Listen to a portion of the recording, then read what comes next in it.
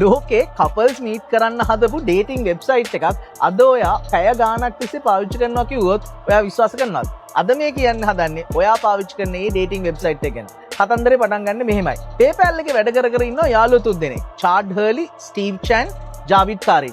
මෙන්න මේ තුන් දෙනා PayPal එක විකුණුවට පස්සේ හිත ඉන්නවා මොනවා හරි දෙයක් කරන්න. ඒගොල්ලෝ දකිනවා ඒ කාලේ ඩේටිං වෙබ්සයිට් මේ කපල්ස් මීට් කරන්න තියෙන වෙබ්සයිට් හොඳට පොපියුලර් වෙනවා. මේගොල්ලෝ අලුත් අයිඩියා එකක් ගෙනවා වීඩියෝස් දාලා කපල්ස් මීට් කරන්න තිබ්බොත් කොහොමද කියලා.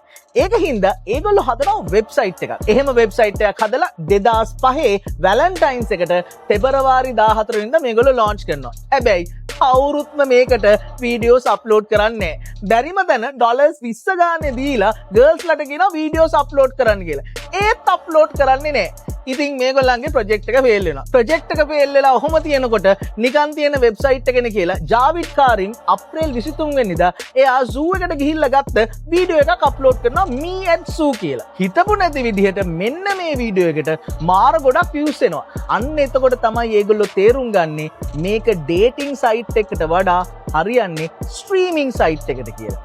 අන්න එහෙම හදපු ස්ට්‍රීමිං සයිට් එක තමයි YouTube කියලා කියන්නේ. ඇත්තටම YouTube කියලා කියන්නේ මුලින් ඩේටිං සයිට් එකක් විදියට හදපු වෙබ්සයිට් එකක්.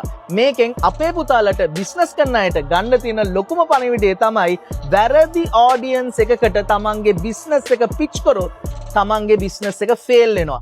ඒක හින්දා හරි ඔඩියන්ස් එක ඔයා හොයාගන්න ඕන. ඒ විදියට හරි ඔඩියන්ස් එක හොයාගෙන තමයි YouTube එක ගොඩ ගියේ.